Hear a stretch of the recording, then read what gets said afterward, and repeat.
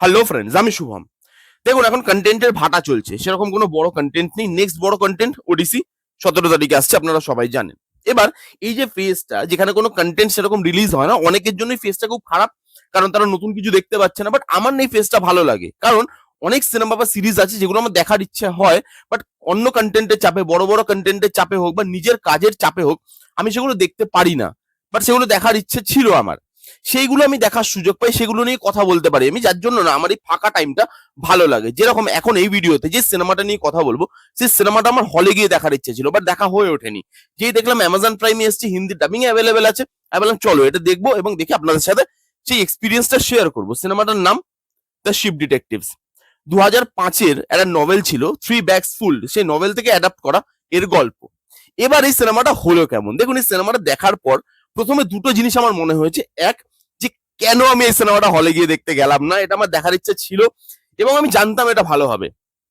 Trailer দেখে বোঝা গেছিল যে এই সিনেমাটা ভালো হবে। এবং দ্বিতীয়ত, এরকম সিনেমা আরো বেশি বেশি করে কেন তৈরি হয় না, যেই সিনেমাটা আদ্যপান্ত বাচ্চাদের জন্য তৈরি। দেখুন, বাচ্চাদের জন্য এখন সিনেমা তৈরি হওয়া প্রায় বন্ধ হয়ে গেছে। বাংলাতে কিছু কিছু সিনেমা তৈরি হচ্ছে, হলিউডে বাচ্চাদের জন্য খুব একটা যে সিনেমা তৈরি হচ্ছে তা নয়, বা হলেও সেটা যে ভালো সিনেমা হচ্ছে তা নয়।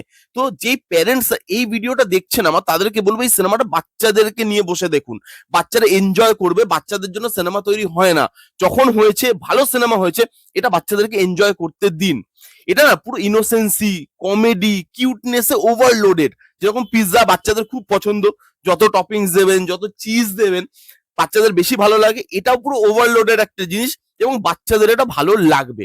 এখানে গল্পটা যদি বলি, খুব সিম্পল করে যদি বলি, একটা শিপের দলের গল্প, যার একটা মালিক আছে, যে রোলটা প্লে করছে হিউ জ্যাকম্যান। এবং মালিককে শিপরা খুব ভালোবাসে এবং শিপদেরও মালিক খুব ভালোবাসে, তাদের সঙ্গে কনভারসেশন করে, তাদেরকে ডিটেকটিভ গল্প পড়ে শোনায়। তো হঠাৎ একদিন সকালবেলা তারা দেখতে পাচ্ছে যে তার মালিক খুন হয়ে গেছে। এবার খুনটা তারা অ্যাজিউম করছে, এটা শিপগুলোই অ্যাজিউম করছে যে এটা খুন হয়েছে। তার একটা কারণ আছে, যেটা সিনেমাটা দেখলে আপনি বুঝতে পারবেন যে কেন তারা মনে করছে যেটা খুনই হয়েছে, এবং সেটা হাস্যকর একটা জিনিস, ঠিক আছে। তো খুন হয়ে যাচ্ছে এবং তারা ডিসাইড করে যে আমরা খুনিকে বার করব, আমরা এর প্রতিশোধ নেব, আমরা ন্যায় বিচার করব। এবং তারা কিভাবে, মানে জাস্ট কিছু শিপ হয়ে তারা কিভাবে খুনিকে ধরছে, সেটা দেখানো হয়েছে এই সিনেমাতে। খুব সিম্পল স্টোরি, ছোট স্টোরি, মাত্র 2 ঘন্টার রানিং লেন্থ। এবং এই সিনেমাটা যা সিনেমা হয়েছে না বস, আপনাকে প্রথম মিনিট থেকে যে হুক করবে, শেষ মিনিট অব্দি আপনি উঠতে পারবেন না এই সিনেমাটার থেকে। এত ভালো, ভালো হবে জানতাম, এত ভালো হবে সেটা তো আমিও আশা করিনি। কিছু কিছু মোমেন্ট আছে, যে মোমেন্ট গুলো তো সুন্দর ডেলিভার হয়। এই যে আমরা যেরকম ছোটবেলা থেকে শুনে এসেছি, মারা গেলে তারা হয়ে যায় মানুষ, এখানে শিবদেরও গল্প বলা হয়েছে, বা তাদের কমিউনিটির মধ্যেও এটা মানা হয় যে তারা মারা যায় না, কিন্তু তারা মেঘ হয়ে যায় একটা টাইমের পর, এবং মেঘ হয়ে বৃষ্টি হয়ে পড়ে যায়। তো তাদের যে এই যে মান্যতাটা, তাদেরও না একটা কমিউনিটি আছে, তারা সেখানে কমিউনিকেশন করে। সেখানে উইন্টারে যদি কোনো শিপ জন্ম নিচ্ছে, তারা তাকে আলাদা করে রাখে, তারা তাদেরকে নিজের দলের বা নিজের গ্রুপের শিপ বলে মনে করে না। আমাদের মধ্যে যেরকম জাতপাত আছে, আমাদের মধ্যে যেরকম ধর্ম দিয়ে জিনিসটাকে মানে বিভাজন করে রাখা হয়েছে, ওইখানেও আছে। তো হিউম্যানের সঙ্গে শিবদের যে এই যে কম্বিনেশনটা বা কেমিস্ট্রিটা যেটা দেখানো হয়েছে, আউটস্ট্যান্ডিং। ধরুন তারা একটা বদ্ধ জায়গার মধ্যে থাকে, এর থেকে বাইরে তারা কোনোদিন যায়নি, তারা ঘাসের মধ্যে থাকে সবসময়। যখন তারা ওই পিচের রাস্তা দেখছে, তখন যে তাদের ভয় হচ্ছে যে এই শক্ত মাটিটা কিরে ভাই, এটা তো কোনোদিন দেখিনি, আমরা তো ঘাসের নরম মাটিতে থেকেছি এতদিন। সেই জিনিসটাকে যেভাবে দেখানো হয়েছে, গল্প বললে একটা ডিটেকটিভ গল্প, তার মালিক পড়ে শোনাচ্ছে এবং ডিটেকটিভ গল্পটা তারা সলভ করছে নিজেদের মধ্যে, যেরকম আমরা করি। একটা বই পড়তে পড়তে খুনির জায়গাটা পড়লাম না, কালকে পড়বো, ঘুম পেয়ে গেছে, বাট আমাদের মাথায় তো চলে যে এ খুন করতে পারে, ও খুন করতে, এই যে জিনিসগুলো। এবং দেখানো হয়েছে যে শিব, যাদেরকে আমরা খুব বোকা বলে মনে করি, ডাম বলে মনে করি, তারা কিন্তু বোকা নয়, অ্যাকচুয়ালি তারা খুব ইন্টেলিজেন্ট হয়। এবং এখানে সেই জিনিসটাকে যেভাবে দেখানো হয়েছে, আউটস্ট্যান্ডিং। কমেডি খুব ভালো আছে। যেমন দুটো শিপ আছে, দুটো শিপ খালি গুতানোর জন্য ব্যস্ত, মানে তাদের খালি সুযোগ লাগবে যে কখন তারা গুতাবে গিয়ে, সে গাড়ি হোক, নিজেদের মাথায় শিং দিয়ে নিজেরাই মারামারি করুক, তাদের সবসময় একটা খুজলি ওঠে গুতানোর। আবার একটা জায়গায় আছে, ওই দুটো শিপই, তাদেরকে বলা হবে যে হাম ইনসাফ করেঙ্গে, তো দুটো শিপ বলছে ক্যা সাফ করেঙ্গে।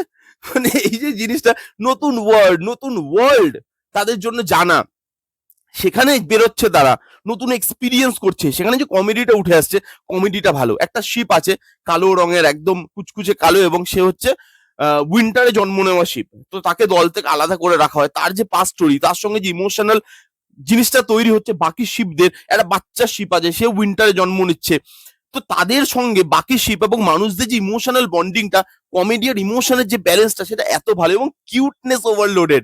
শিপগুলোকে দেখে মনে হবে আপনার যে ভাই এক একটা ক্যারেক্টার। একটা ব্রাউন কালারের শিপ আছে যার নাম লিলি, একটা শিপ আছে যার পুরো চোখটা চুল দিয়ে ঢাকা, সে কিছু দেখতে পায় না। হ্যাঁ, একটা শিপ আছে যে কোনো কিছু ভোলে না কোনোদিন। একটা বাচ্চা শিপ আছে যার মনে প্রচুর প্রশ্ন। এরকম ক্যারেক্টারিস্টিক দেওয়া হয়েছে, তাদেরকে নাম দেওয়া হয়েছে এবং কিউট লাগে দেখতে। ভিএফএক্স গুলো দেখুন, যখন পুরো শিপদের যে জায়গাটা পুরোটা ভিএফএক্স দিয়ে করা তো, এবং ভিএফএক্স গুলো এত সুন্দর লাগছে দেখতে। আর এখানে যে কেসটা, আপনাদের মনে হতে পারে যে বাচ্চাদের জন্য তৈরি জিনিস, তো কেস কতটাই বা স্ট্রং হবে। ভাই আমি এত থ্রিলার সিনেমা দেখি, আমি এর এন্ডিং প্রেডিক্ট করতে পারিনি, তার মানে এর গল্পটা ভালো। এর গল্পটা আপনি দেখুন লাস্টে কি প্রেডিক্ট করতে পারবেন না, মানে এরকম না বাচ্চাদের জন্য তৈরি জিনিস তার মানে যা তা একটা গল্প দিয়ে তৈরি করে দাও, তা কিন্তু নয়। এখানে যে এন্ডিংটা, ক্লাইম্যাক্সটা, সেই ক্লাইম্যাক্সটা ভালো, সারপ্রাইজ করতে পারে, এবং সেই শিপগুলোই ক্লাইম্যাক্সটা পর্যন্ত যেভাবে যাচ্ছে সেটা খুব ইন্টারেস্টিং হয়ে যায় দেখা, যে যারা কথা বলতে পারে না তারা নিজেদের মধ্যে কমিউনিকেট করছে হিন্দিতে, বাট লোকের কাছে তাদের ভাষা নেই, লোকের লোকের কাছে তাদের একটা ডাক, যেটা আমরা জানি যে ভেড়ারা যেভাবে ডাকে সেটাই ডাকছে তারা, লোক তাদের কথা শুনতে পাচ্ছে না। তো তাদেরকে আমি কিভাবে বলবো? চার পাই প্রাণী, তারা কিভাবে কেসটাকে সলভ করছে, মানুষদের থেকে বেশি বুদ্ধি ধারণ করে, মানুষদের সঙ্গে ইমোশনালি কতটা কানেক্টেড, তাদের মালিকের সঙ্গে বন্ডিং, এগুলো যেভাবে দেখানো হয়েছে, ফুটিয়ে তোলা হয়েছে, ইটস ট্রিমেন্ডাস, আউটস্ট্যান্ডিং। গল্পটা খুব সুন্দর এবং সারপ্রাইজ করতে পারে, প্রত্যেকের পারফরমেন্স ভালো। হিউজ জ্যাকম্যান যা আছে, আরো অনেকে আছে, প্রত্যেকে যারা যারা পারফর্ম করেছে তাদের প্রত্যেকের পারফরমেন্স এখানে খুব খুব সুন্দর, এবং মানুষ আর শিবদের এত অদ্ভুত একটা কম্বিনেশন দেখিয়েছে, আমার ভালো লাগবে দেখতে। মানে আমি এনজয় করেছি, থরলি এনজয় করেছি, এই ছিল পজিটিভ দিক। কোনো নেগেটিভ দিক নেই। সিনেমাটা বাচ্চাদেরকে নিয়ে দেখুন, বাচ্চারা এনজয় করবেন, এবং সাথে আপনারাও বসে দেখুন, আপনাদের জন্যও কিন্তু একটা এটা এনজয় করার মতো সিনেমা। এরকম নয় যে খালি বাচ্চা বাচ্চা বড় সবাই এনজয় করতে পারবে, কি নেই, ইমোশন, কমেডি, কিউটনেস, যা যা যা দেওয়া যায় একটা সিনেমার মধ্যে, একটা ভালো কেস, তার একটা ভালো এন্ডিং, একটা ভালো ক্লাইম্যাক্স, সব আছে এই সিনেমার মধ্যে। এই ছিল রিভিউ। দেখুন, এখন যেরকম সব ইউটিউবাররা করছে এই ফাঁকা টাইমে, কন্ট্রোভার্সি, দুটো সুপারস্টার তারা কেউ সিনেমায় এনেছে, কেউ পিছিয়ে নিয়েছে, এই কন্ট্রোভার্সি নিয়ে দিনের পর দিন 7টা 8টা 10টা করে ভিডিও বানাচ্ছে। চাইলে আমিও বানাতে পারতাম ওরকম ধরনের ভিডিও, ভিউয়ারশিপও গেইন করতে পারতাম। কিন্তু আমার মনে হয়েছে যেই জিনিসগুলো, কারণ রিভিউ চ্যানেল তো at the end of the day, কিছু কন্টেন্ট ক্রিয়েটার আছে যারা রিভিউ চ্যানেলটাকে জাস্ট গার্বেজ বানিয়ে রেখে দিয়েছে, তারা খালি কন্ট্রোভার্সি করে চ্যানেলে। বাট আমি আমার চ্যানেলে করতে চাই না, ওরকম করতে চাইলে করতে পারতাম, আমি নিজের থেকে চাই না। সেই জন্য আমি চেয়েছি কন্টেন্ট দেখে কন্টেন্ট আপনাদের সাথে শেয়ার করব, যাতে আপনাদের ভালো মুভি রেকমেন্ড করতে পারি। একটা রিভিউয়ারের কাজ শুধু রিভিউ দেওয়া নয়, খালি পজিটিভ দিক নেগেটিভ দিক বলা নয়, একটা রিভিউয়ারের কাজ ভালো কন্টেন্ট বা অজানা কন্টেন্ট দর্শককে সাজেস্ট করাও। তাহলে সেগুলো কেন করব না? কেন খালি কন্ট্রোভার্সি নিয়ে পড়ে, খালি কন্ট্রোভার্সি দিয়ে পুরো আমার ভিডিওর যে লিস্ট সেটাকে আমি ভরিয়ে দেব? না, দরকার নেই। তার থেকে যদি দুটো ভালো সিনেমা আমি আপনাদেরকে সাজেস্ট করতে পারি, সেটা আমার জন্য, আপনাদের জন্য, দুজনের জন্যই খুব ভালো, এবং সময়টা জাস্টিফাই করা হবে। তাই জন্য আমার মনে হয়েছে যেগুলো আমি দেখিনি, এবার পরপর পরপর সেই ভিডিওগুলো আনবো। তো এই ছিল ভিডিও দ্য শিপ ডিটেকটিভস। কারা কারা দেখেছেন সিনেমাটা, কাদের কাদের কিরকম লেগেছে কমেন্ট করে জানান। যারা যারা দেখেননি এখনো, জান গিয়ে দেখুন। কেমন লাগলো রিভিউটা জানাতে ভুলবেন না। ভালো লাগলে please give Thums up, like করবেন, কমেন্ট করবেন, শেয়ার করবেন, চ্যানেলটাকে মাস্ট মাস্ট সাবস্ক্রাইব করবেন। দেখা হচ্ছে নেক্সট কোনো ভিডিওতে। ততক্ষণ bye bye, take care and be safe.